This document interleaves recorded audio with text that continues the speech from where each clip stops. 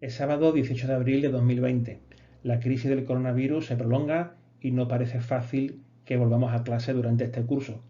Así que he tomado la iniciativa de empezar a grabar locuciones sobre mis presentaciones de PowerPoint de la asignatura de Historia del Arte.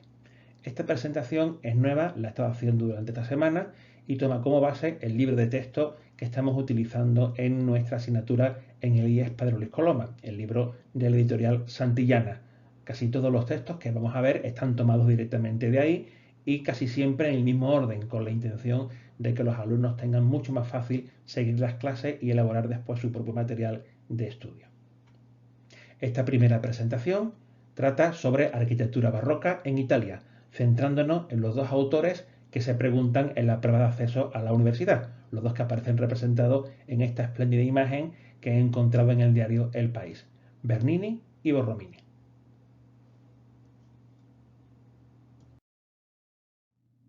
Y tenemos que empezar dando algunas pautas sobre la arquitectura barroca en general, no solamente en Italia. Recordemos que el barroco es un estilo que se desarrolla por toda Europa durante el siglo XVII y gran parte del XVIII, caracterizado por la búsqueda de la teatralidad y el máximo impacto emocional en el espectador. Eso en arquitectura se traduce, entre otras cosas, en el movimiento. Y ese movimiento podemos verlo reflejado, por ejemplo, en la presencia de frontones curvos o frontones partidos. En este caso, la diapositiva que he puesto de ejemplo de San Andrea del Quirinal de Bernini, pues tiene un frontón curvo que a su vez está partido.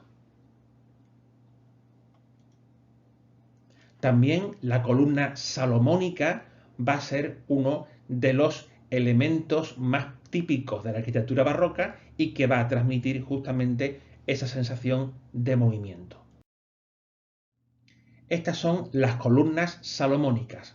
Concretamente, a partir de estas, del baldaquino de San Pedro del Vaticano, levantado por Bernini, van a aparecer por toda la arquitectura barroca europea. La pregunta es, ¿por qué se llaman salomónicas? Porque supuestamente esta tipología de columna era el soporte utilizado en el famoso templo de Salomón, aquel de Jerusalén que había sido destruido en el año 70 después de Cristo por el emperador romano Tito.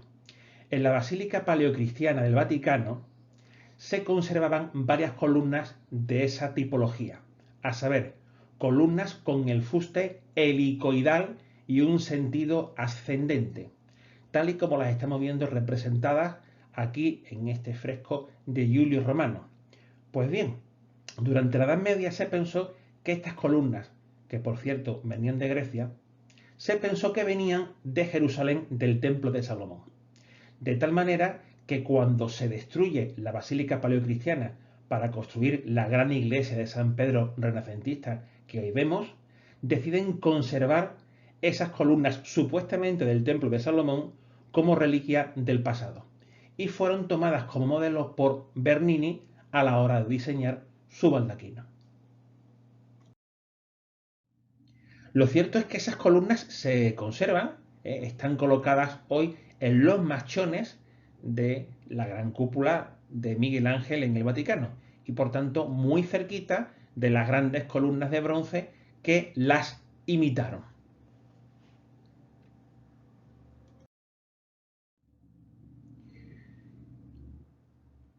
Otra manera de conseguir ese movimiento que es básico para el barroco reside en buscar múltiples planos en los muros, sobre todo en las fachadas, de tal manera que cuando la luz solar incide en la fachada, al tener varios planos, se produce un efecto de luces y sombras, y por tanto un claroscuro que es muy grato a la sensibilidad barroca.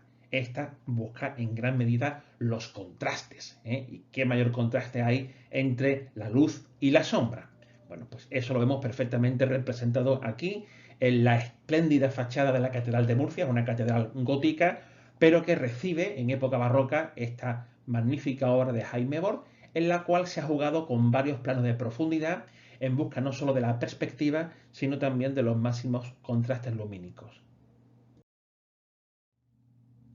Por otra parte, el uso de los espejos, como también de las cúpulas pintadas, va a ser fundamental para conseguir ese dinamismo del espacio.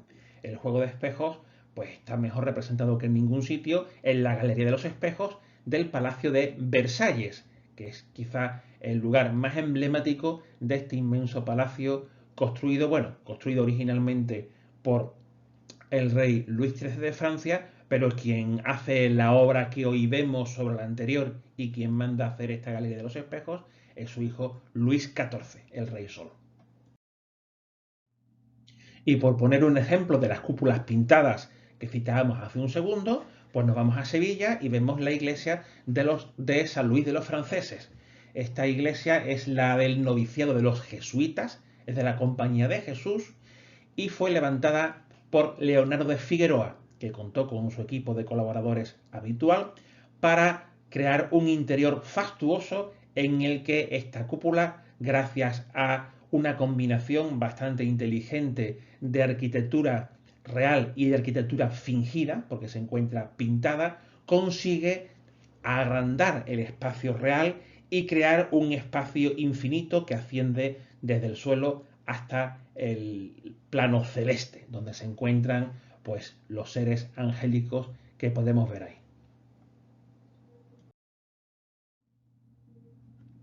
Otro elemento fundamental del barroco va a ser el uso de la cúpula, y de la cúpula de grandes dimensiones.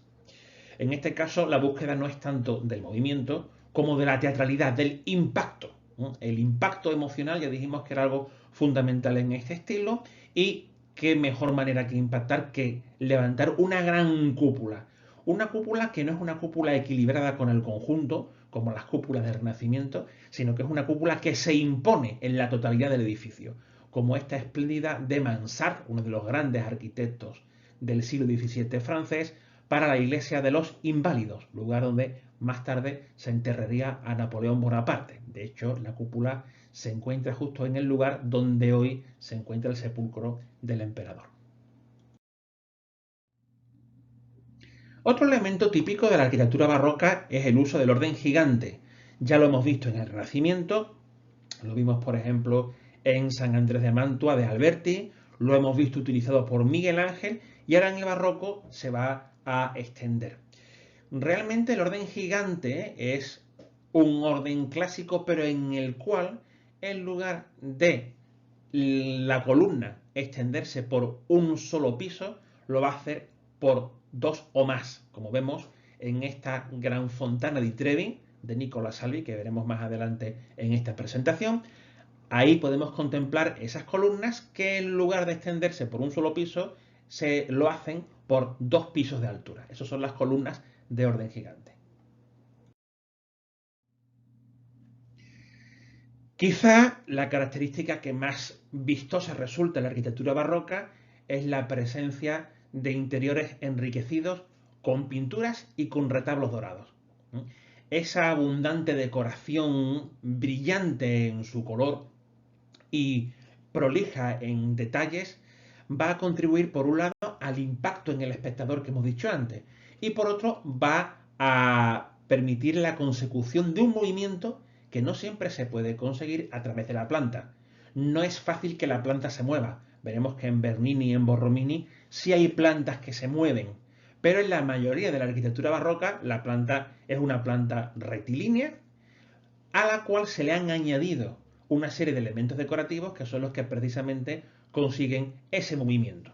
Como ejemplo vistoso y cercano tenemos esta maravillosa iglesia de Santa Catalina, que es una iglesia gótica, gótico mudéjar según algunos, en la cual se levantó en 1721 un espléndido sagrario en la que trabaja el ya citado Leonardo de Figueroa con de nuevo su equipo habitual. Y aquí vemos cómo entre todos crean un espacio verdaderamente onírico, un espacio de ensueño, en el que todavía hoy el espectador cuando entra se queda maravillado y recibe ese impacto emocional que busca siempre el barroco.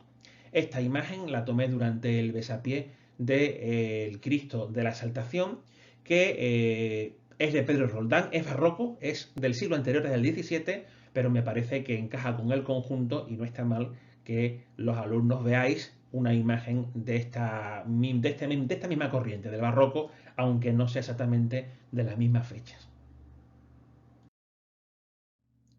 Y bueno, precisamente en homenaje a mis alumnos, pongo esta fotografía que tomamos hace tan solo unos meses en la visita que hicimos a Roma. Aparecen también algunos turistas que estaban de visita, pero la mayoría son alumnos de segundo de bachillerato. Algunos de ellos, bueno, dos en concreto, son de Historia del Arte, el resto pues no son de esta asignatura, pero sí son a la mayoría alumnos míos o de otros compañeros.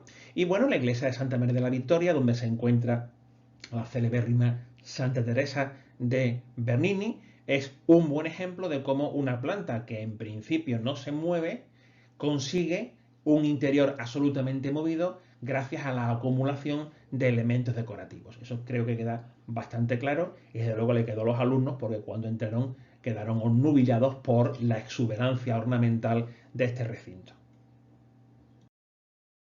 Y venimos hasta Jerez de la Frontera, hasta la Santa Iglesia Colegial, actual catedral, que nos permite hablar de otro concepto fundamental en este estilo. El deseo de que el edificio destaque en el espacio, destaque en su entorno. Los arquitectos no conciben los edificios como algo aislado, sino como algo en relación con otros elementos, buscando que el impacto sobre las personas que transitan por la ciudad sea el máximo posible. Es lo que ocurre cuando en el siglo XVIII se decide destruir la antigua colegial, que era la mezquita aljama de la ciudad reutilizada por los cristianos, y construir una nueva. En vez de construirla exactamente en el mismo sitio, se construye un tanto desplazada de donde se encontraba y con la fachada principal mirando hacia la plaza del Arroyo. Además, se crea una gran escalinata doble justo enfrente de esa fachada principal para crear un conjunto de líneas diagonales ascendentes que le den mayor verticalidad al conjunto, de tal manera que toda esta nueva construcción se concibe para aquellas personas que vienen por el arroyo, se giran hacia la izquierda o hacia la derecha, según si vienes de fuera de la ciudad o del interior, y quedan deslumbrados por esa enorme fachada que adquiere mayor relieve y mayor fuerza visual por toda la escalinata que está a sus pies. De esta manera, un edificio, la actual catedral, que tiene algunos rasgos que recuerdan al gótico, como por ejemplo los arbotantes y los contrafuertes que vemos en la imagen, adquiere una presencia netamente barroca gracias a esa manera de insertar el conjunto en todo su entramado urbano. El mismo concepto lo tenemos aquí en Roma, en la Plaza de España. No me estoy refiriendo a la Fuente de la Barcaza, que es obra de Pietro Bernini, el padre de Gian Lorenzo. Esta es una obra del 17 todavía. Me estoy refiriendo a lo que se hace en el 18, que es esta monumental escalinata, todavía hoy uno de los lugares más visitados por los turistas en la ciudad eterna, una escalinata que permite ascender hacia esta que es una de las 7 colinas de Roma.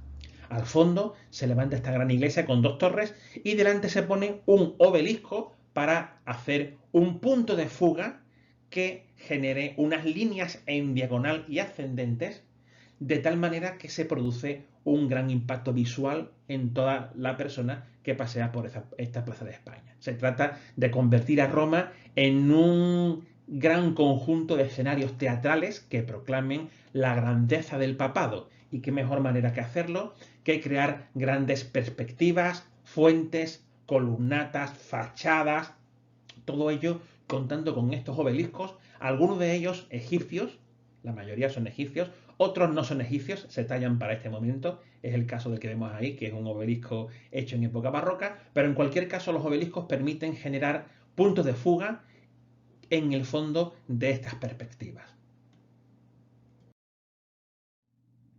Y pasemos ya a hablar de los arquitectos más importantes.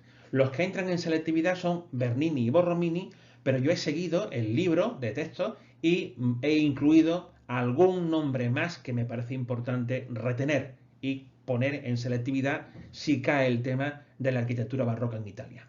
El primero de ellos es Carlo Maderno. Maderno es un arquitecto, digamos, del primer barroco, algunos lo ven todavía como transición entre el manierismo y el barroco. En cualquier caso, él se encarga de dirigir a la arquitectura de Roma por nuevas vías, cosa que ya vemos en esta fachada de Santa Susana, que está justamente al lado de la iglesia que hemos visto antes, la iglesia de Santa María de la Victoria. Desdichadamente, esta iglesia de Santa Susana lleva muchos años cerrada y cuando estuvimos en Roma pues no hemos podido verla. Esta foto está tomada de internet. Ojalá que abra dentro de poco. Sí que pudimos visitar en el viaje San Andrea della Valle. San Andrea, aparte de tener un interior espectacular, que veremos, tiene la segunda cúpula más grande de Roma, tras la de Miguel Ángel. Está claro que el deseo de emular la gran hazaña de Miguel Ángel en el Vaticano está aquí presente y a su vez que tanto Miguel Ángel como Maderno desean emular la enorme cúpula del Panteón. La cúpula del Panteón de Roma es la obsesión de muchos arquitectos a lo largo de la historia del arte. Aquí tenemos precisamente una fotografía tomada durante la visita, la tomé yo, si no recuerdo mal, no aparezco ahí.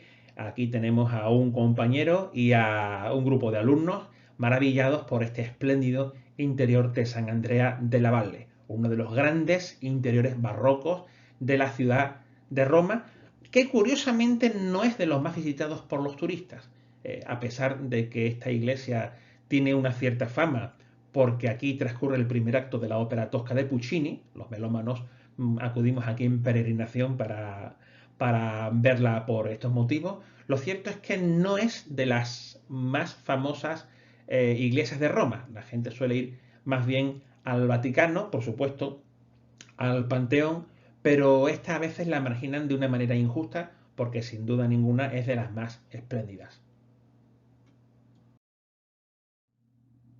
En cualquier caso, lo que nos interesa de Maderno es su intervención en el Vaticano. Desde 1603 se abandona el proyecto de Miguel Ángel y Maderno va a decidir cambiar el concepto. No las formas van a seguir siendo en gran medida las que había establecido Donato Bramante en el siglo XVI, pero sí el concepto, porque la planta centralizada ya no se va a realizar, lo que se va a hacer es una planta con forma de cruz latina, justamente como estamos viendo aquí. A la izquierda, el proyecto de Miguel Ángel con su gran cúpula central y a la derecha, el proyecto de Maderno con su planta de cruz latina.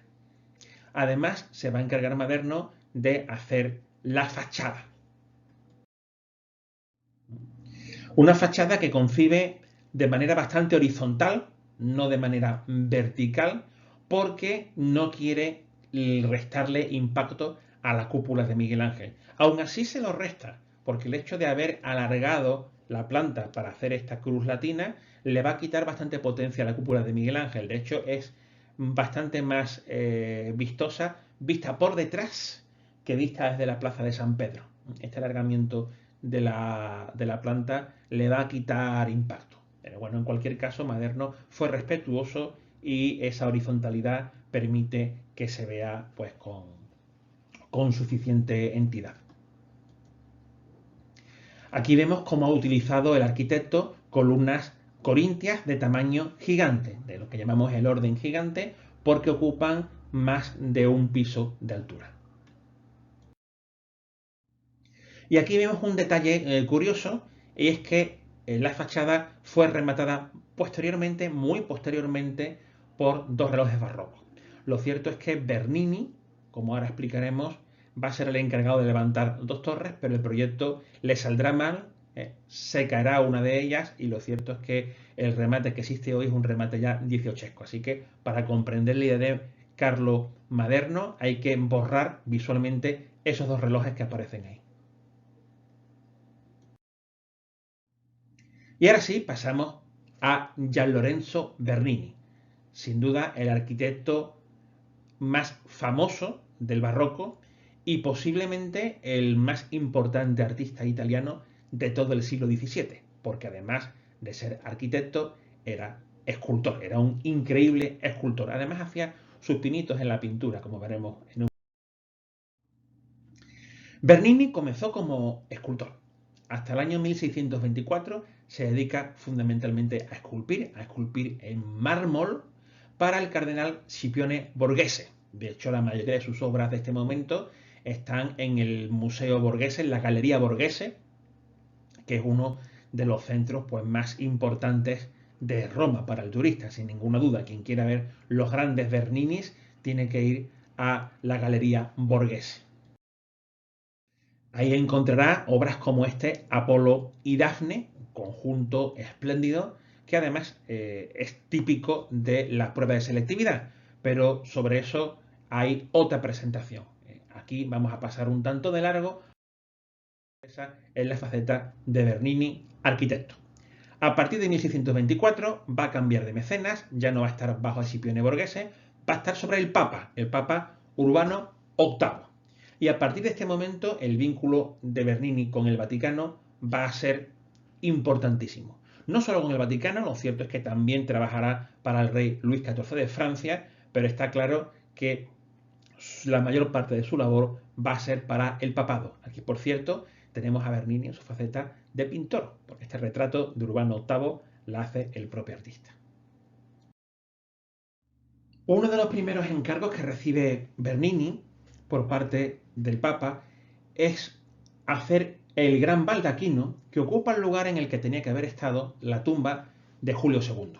Recordemos que este Papa, Julio II, en el siglo XVI, le había encargado a Miguel Ángel que hiciera una enorme tumba en mármol, pero el propio Papa impidió que Miguel Ángel terminara esta obra porque le hizo otro encargo, la Capilla Sixtina.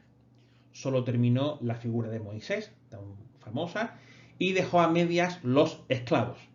Al final, el Moisés terminaría en la iglesia de San Pietro in Vincoli, allí se enterraría el Papa, no aquí, y por tanto había que ocupar este espacio con algo que tuviera entidad propia. Así que Bernini diseña este espléndido baldaquino hecho en bronce. En él, como dijimos antes, se va a inspirar en las supuestas columnas del Templo de Salomón que se conservaban de la primitiva basílica paleocristiana de San Pedro. Y de esa manera va a levantar el baldaquino utilizando como soporte unas gigantescas columnas de fuste helicoidal que están recubiertas de hojas de parra y de racimos de uva en alusión al sacramento de la Eucaristía. Seguidamente, nuestro artista se encarga de realizar la plaza de San Pedro del Vaticano. Ya existía aquí una gran explanada en la que había una fuente, de las dos que vemos ahí, la que está a la izquierda, ya existía. Bernini lo que hace es remodelar todo el conjunto, creando una gran columnata más dos alas rectas que comunican las columnatas curvilíneas con la fachada levantada por Carlo Maderno. Recordemos que Bernini también se encargó de levantar dos torres, pero el proyecto se le vino abajo. Las torres de la fachada pues no están materializadas, pero sí estas dos alas rectas y los dos brazos curvilíneos con las columnatas. Fijaos que las líneas rectas, las alas que comunican la columnata con la fachada, no son completamente perpendiculares a esa fachada, sino que están ligeramente cerradas, de tal manera que la parte por la que accede el espectador es más estrecha que la parte del fondo. Es un efecto similar al que había utilizado Miguel Ángel en la Plaza del Capitolio. De esa manera, Miguel Ángel le daba más anchura a la plaza, más anchura visual de la que realmente tenía. Y aquí Bernini hace más o menos lo mismo. Utiliza este pequeño truquito para darle todavía más magnificencia a ese espacio de la plaza que termina teniendo forma trapecial. Lo interesante aquí es que todo este diseño, aparte de buscar la espectacularidad, busca algo más.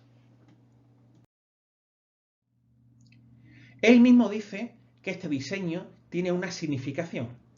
Fijaos que se trata de dos brazos que tienen una parte recta y otra parte curva. El propio Bernini afirmaba que era una representación de los brazos de la Iglesia Católica que se extienden para rodear y abrazar a los fieles peregrinos que vienen a visitar la tumba de San Pedro y sede del papado.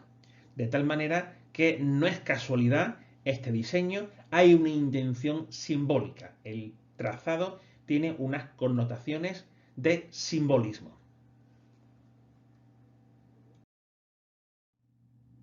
Hay que decir, eso sí, que la plaza no se terminó exactamente tal y como deseaba Bernini. Tenía que haber habido un trozo más de columnata, que es el que vemos ahí en este proyecto, y no tenía que existir la gran avenida que hoy sí que se abre hasta el Castel Sant'Angelo. Esta gran avenida es del siglo XX y rompe por completo el efecto escenográfico que buscaba Bernini. La idea de Bernini es que cuando vinieran los peregrinos atravesasen el popular barrio del Borgo, que es un barrio de calles estrechas y tortuosas, y que de pronto llegasen a la columnata. Y que al atravesar la columnata llegasen a una gigantesca explanada de un tamaño verdaderamente descomunal para la época, en la cual pueden contemplar la fachada que había levantado Maderno y la gran cúpula de Miguel Ángel, con ese gran obelisco que Bernini sitúa ahí en el centro. El impacto en el espectador sería increíble. Después de peregrinar durante muchos kilómetros, llegar y encontrarse con todo este espectáculo crearía un impacto emocional verdaderamente grande. Pero claro, en el momento en el que en el siglo XX se abre esa avenida que estamos viendo ahí, pues la inmensa mayoría de los turistas llegan viendo desde muy lejos la fachada y por tanto se pierde el efecto sorpresa estudiado por Bernini. Esta diapositiva nos permite apreciar las verdaderas dimensiones de la columnata. Realmente son soportes muy grandes de tamaño que pueden parecer más pequeños desde las vistas anteriores, realizadas desde lejos, pero que desde luego a aquel que camina por dentro de ellas no puede sino dejar de causarles una enorme impresión, que es lo que busca efectivamente la retórica del barroco y lo que pretende Bernini, lo que busca el papado. Un papado que se encarga de recordarle a Bernini que al margen de cuestiones simbólicas tiene que haber un espacio para que los carruajes accedan a la Basílica de San Pedro sin mojarse en los días de lluvia. Para eso precisamente ese espacio entre las columnas que estamos viendo ahí. Y pasamos a otra de las obras clave de Bernini, San Andrés del Quirinal. El Quirinal es una de las más importantes colinas de Roma. Allí, en el año 1658, los jesuitas decidieron construir su noviciado, de tal manera que el encargo lo recibe Bernini y este va a diseñar una iglesia muy condicionado por la falta de espacio, curiosamente, porque era un espacio más ancho que profundo. Y eso va a condicionar de una manera sensible la realización de esta obra. Para empezar, como estamos viendo ahí, la entrada queda enmarcada por dos pilastras corintias de orden gigante, vemos que se levantan sobre dos cuerpos, rematadas por un entablamento en el cual hay un tímpano triangular, todo ello sin apenas decoración. Fijaos que no hay apenas elementos decorativos, salvo ese remate del pórtico que es semicircular.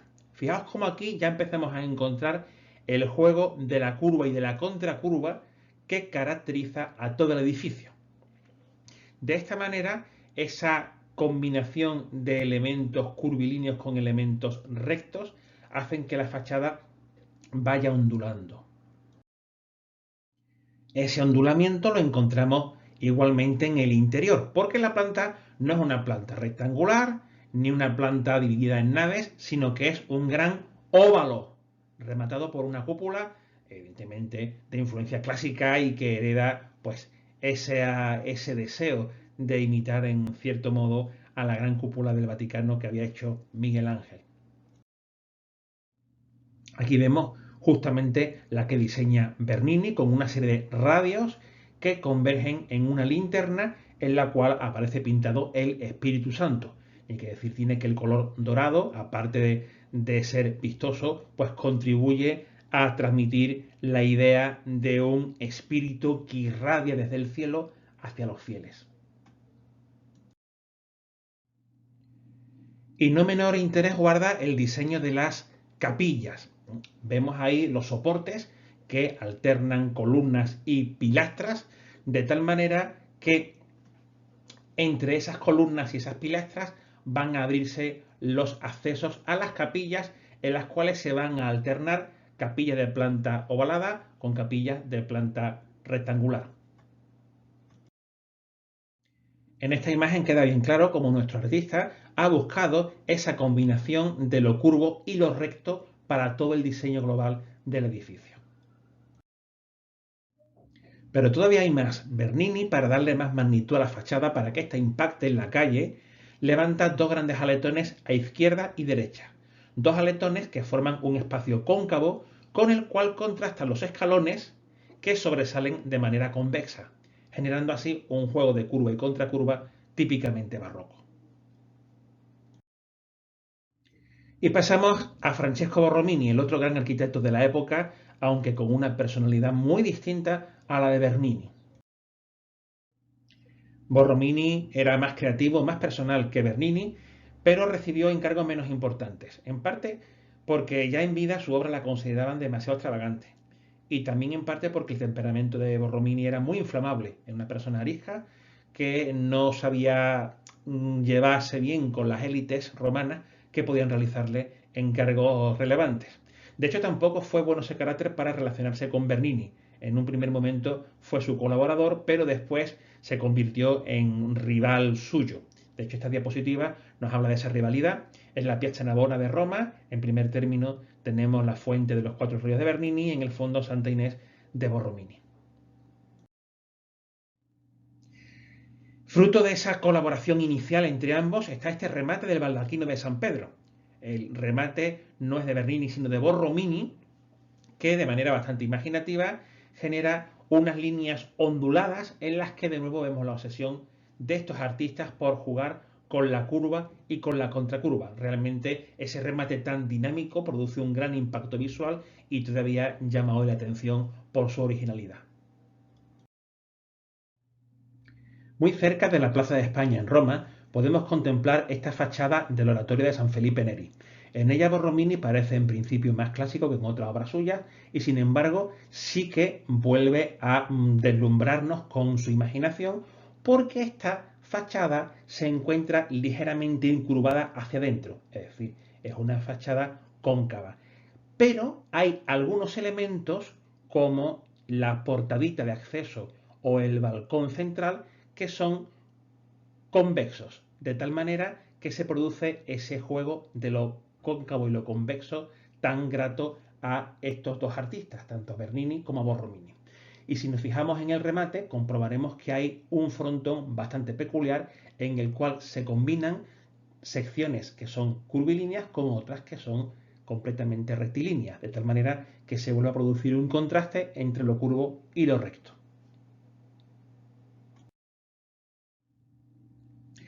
Bueno, y aquí tenemos una de las obras que más cae en selectividad de cualquier estilo, de cualquier época. La iglesia de San Carlos de las Cuatro Fuentes, San Carlino, dicen algunos, alle Quattro Fontane de Borromini, que se encuentra casualmente en la misma calle que en San Andrea del Quirinal de Bernini. Si cogemos la calle que estamos viendo a la derecha de la imagen, llegamos en pocos metros a San Andrea del Quirinal. San Carlos alle Quattro Fontane, San Carlos de las Cuatro Fuentes, la realiza entre 1638 y 1641, es decir, es ligeramente anterior a San Andrés del Quirinal, no así la fachada no se completa hasta 1667.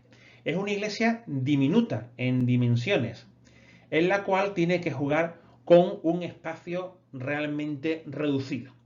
Y para sacarle partido a ese espacio, a esa limitación, lo que hace Borromini es diseñar un templo de planta romboidal en el que todos los muros se ondulan, bien de manera cóncava, bien de manera convexa, de tal manera que todo el perímetro interior de la iglesia es una sucesión de líneas cóncavas y convexas.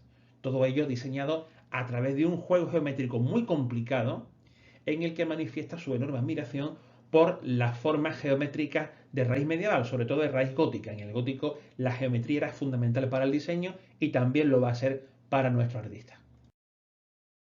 Los soportes son columnas adosadas en grupos de 4 y entre ellas vas a colocar vanos, nichos, molduras, buscando lo que llaman los autores del manual que estamos siguiendo un efecto escultórico. Más que un edificio parece una gran escultura. Aunque yo lo veo de otra manera, yo lo que veo aquí es la búsqueda de un conjunto orgánico. ¿Y qué es eso de orgánico?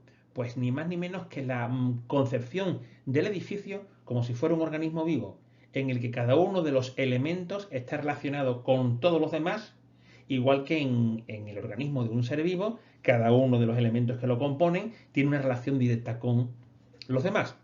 Eso creo que lo vemos en esta imagen. Incluso podemos apreciar cómo esa manera de incurvarse, de contraerse y dilatarse los muros, recuerda a una musculatura de un ser vivo. Y fijaos además cómo va jugando con las distancias. La distancia entre las columnas no es siempre la misma, igual que tampoco los nichos de las paredes están colocados a la misma altura. Todo este juego permite eliminar cualquier tipo de rigidez y darle un total dinamismo a ese edificio que parece respirar como si fuera un animal. Esta concepción del edificio como un organismo vivo será después retomada por los arquitectos del modernismo, ya a final del siglo XIX, fundamentalmente por Gaudí. Bueno, y en esta imagen vemos cómo sobre el entablamento se elevan pechinas y arcos de medio punto que se encargan de sostener esa cúpula ovalada que vemos en la parte superior de la imagen. Una cúpula que está decorada con motivos hexagonales, octogonales, con forma de cruz, que además se van reduciendo de tamaño conforme van arriba. De esa manera la sensación visual es que la cúpula tiene más altura de la que realmente posee. Creo que este concepto de la dilatación visual queda bien claro en esta fotografía, que por cierto tomé yo mismo en la visita que hicimos hace unos meses. Por otra parte, las molduras tienen suficiente profundidad como para generar un intenso claroscuro cuando la luz entra por esos ventanucos, de tal manera que se produce un poderosísimo juego de luces y sombras que es siempre grato a la estética barroca, como dijimos anteriormente.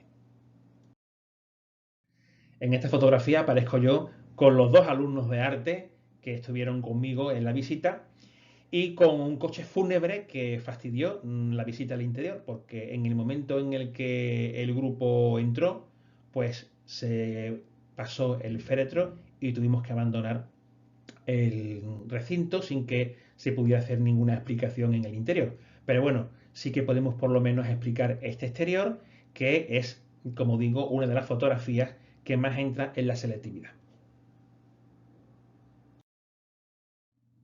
Verticalmente la fachada se divide en tres calles. Las calles laterales son cóncavas, entran hacia adentro. La calle central es convexa, sale hacia afuera. Hay dos pisos de altura, dos cuerpos rematados por sendos entablamentos ondulantes. Incluso en el cuerpo superior, ese entablamento no solamente ondula, sino que se ve fragmentado en tres partes por la presencia de un óvalo vertical. De esta manera se produce un juego de curvas y contracurvas que es muy propio, como hemos visto, del barroco. Por lo demás, igual que hicieron Miguel Ángel y Maderno, Borromini va a combinar el orden, entre comillas, normal o menor con el orden gigante. Hay columnas de diferente escala para jugar con las proporciones. En el nicho central, sobre la puerta, encontramos una escultura dedicada a San Carlos Borromeo, que es el titular de la iglesia.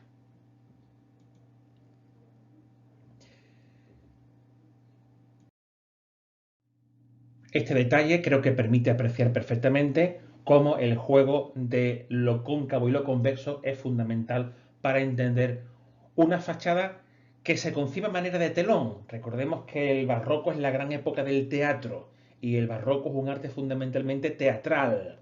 Bueno, pues toda esta fachada se mueve como si fuera un telón agitado por el viento o también, como dijimos antes, como un organismo que tiene vida propia. San Nicola Sapienza se encuentra muy cerca de la famosa Piazza Navona y más cerca aún de San Andrea della Valle, que es una iglesia que hemos visto antes. Aquí existía un patio levantado por Giacomo della Porta y a Borromini se le encarga que levante una iglesia. Para hacerlo recurre nuevamente a la geometría, a esos diseños de origen medieval que tanto le gustaban. Y en este caso utiliza dos triángulos equiláteros superpuestos y girando uno de ellos consigue un hexágono estrellado.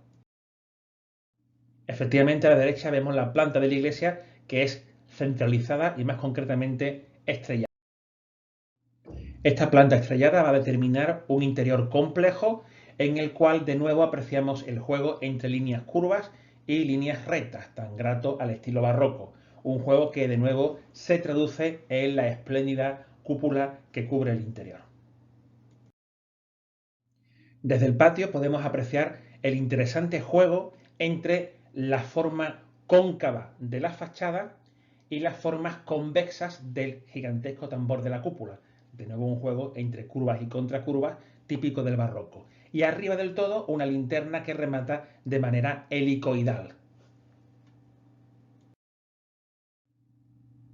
Y no quería abandonar a Borromini sin hablar de esta obrita famosa y muy divertida porque es un trampantojo. Es la famosa perspectiva, así se le llama, del Palazzo Spada. Está en pleno centro de Roma. La profundidad real de esta columnata es de 8 metros, pero está fingiendo ser de 37. ¿Cómo consigue esto? Pues ni más ni menos que estrechando las columnas y jugando con el techo y con el suelo. El techo baja, el suelo sube. De esta manera, lo que es un espacio de solamente 8 metros de profundidad finge tener una profundidad muchísimo mayor. Creo que conmigo delante se puede apreciar la trampa. Pongo esta obra para que recordemos cómo el juego visual, el engaño al ojo, es uno de los elementos típicos del arte barroco. Y nos desplazamos a Turín para hablar de Guarino Guarini y las dos obras que le dieron fama. Las dos se encuentran en esta ciudad, son la capilla del Santo Sudario de la Catedral y esta que tenemos aquí, que es la iglesia de San Lorenzo. La iglesia de San Lorenzo es, de nuevo, un conjunto que juega con las líneas cóncavas y las convexas, las curvas y la contracurva, de tal manera que todo el conjunto ondula como si fuera un organismo vivo. Lo más interesante de esta iglesia es la cúpula, una cúpula que tiene nervios paralelos 2 a 2 que no se cruzan en el centro. Este es un diseño que se ha querido relacionar, no sin razón, con la mezquita Aljama de Córdoba, concretamente con las cúpulas que aparecían en la Maxura levantada en tiempos de Alhaquén II. La capilla del Santo Sudario se encuentra en la Catedral de Turín. Guarino Guarini recibe el encargo de terminarla. Esta estaba a la altura del entablamento y él transforma el espacio circular en uno triangular colocando 3 pechinas y luego diseña esta espléndida cúpula en la que aparecen unos segmentos, unos pequeños nervios que van generando formas hexagonales. El resultado es espectacular y desdichadamente sufrió un gran incendio en el año 2000. Esta fotografía la realicé yo hace no mucho y corresponde a la reconstrucción. Realmente ha habido que intervenir de manera muy sensible y gran parte de lo que vemos hoy es obra de esa recuperación y no el original de Guarino Guarini. Se salvó la sábana santa porque en ese momento no estaba en esta capilla, estaba en otro lugar y no sabemos si cuando termine la restauración, que aún no ha acabado, volverá a su ubicación primitiva o la dejarán tal donde está hoy, que es en el lado izquierdo del transepto. Y en la misma Turín, en las cercanías de Turín concretamente, hay que ir en taxi o en un pequeño trenecito, se encuentra esta basílica de Superga. Es obra de Filippo Juvara, ya un autor del siglo siguiente, del siglo XVIII, que nos habla de una vertiente mucho más clasicista de este barroco italiano. No hay más que ver ese pórtico que directamente recuerda a un templo griego o romano. ¿Por qué traigo a Juvara si no aparece en el libro, en el manual nuestro dentro de la arquitectura barroca italiana? Pues muy simple, porque Juvara pocos años después de levantar esta espléndida basílica de Superga, recibe un encargo desde Madrid. Y este es levantar el nuevo Palacio Real. El Alcázar de los Austrias habría ardido y precisamente Juvara es el encargado de realizar el nuevo, un diseño que va a verse profundamente modificado, pero del que en cualquier caso parte el actual Palacio Real madrileño. Y vamos a terminar hablando del urbanismo. Ya dijimos que el urbanismo es fundamental para entender la cultura del barroco, sobre todo en Roma. Roma es la capital de los estados pontificios, pero sobre todo es la capital de todo el catolicismo. Es un poder al mismo tiempo temporal y un poder espiritual. Y hay que demostrar la importancia de ese poder mediante un urbanismo acorde con la idea que se quiere transmitir.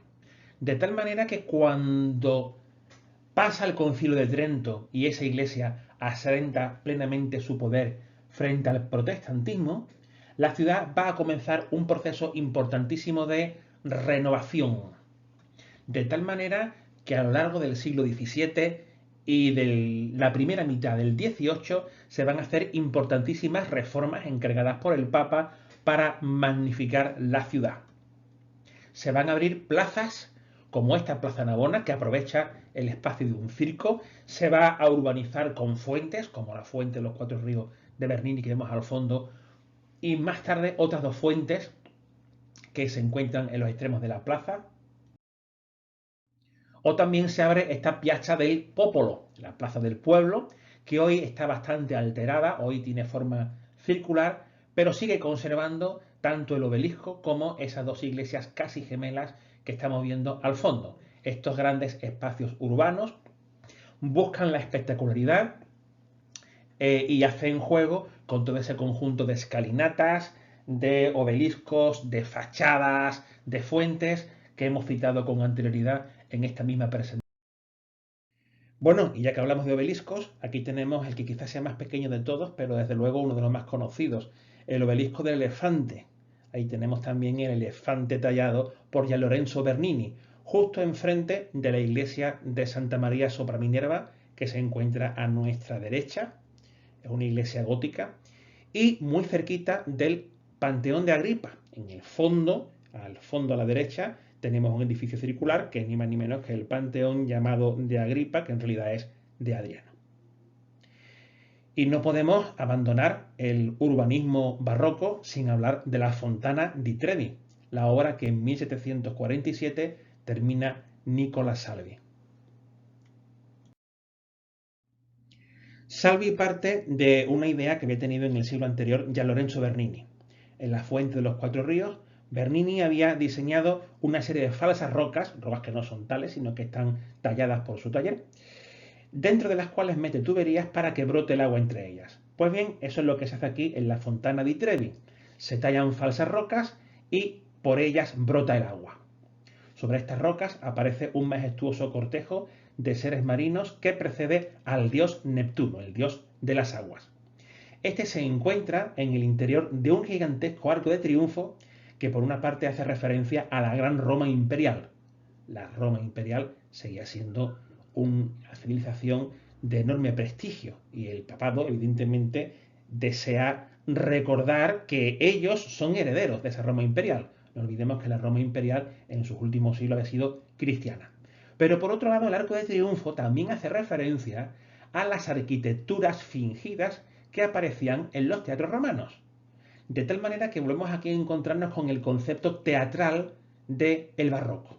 Lo que estamos viendo es un enorme escenario de teatro en el que se desarrolla una acción que impresiona al espectador. Un espectador que está callejeando por una serie de calles estrechas y tortuosas y que de pronto se encuentra con una plaza que está casi toda ella ocupada por esta gigantesca fuente. Si hoy día causa un enorme impacto en los turistas, imaginemos en el siglo XVIII. Pero de eso se trata, de demostrar la fuerza del papado, la fuerza del catolicismo y la importancia y el prestigio histórico de Roma. Pues bien, hasta aquí hemos llegado. Espero que haya sido de mucho interés para los oyentes. Muchas gracias por la atención y hasta otra.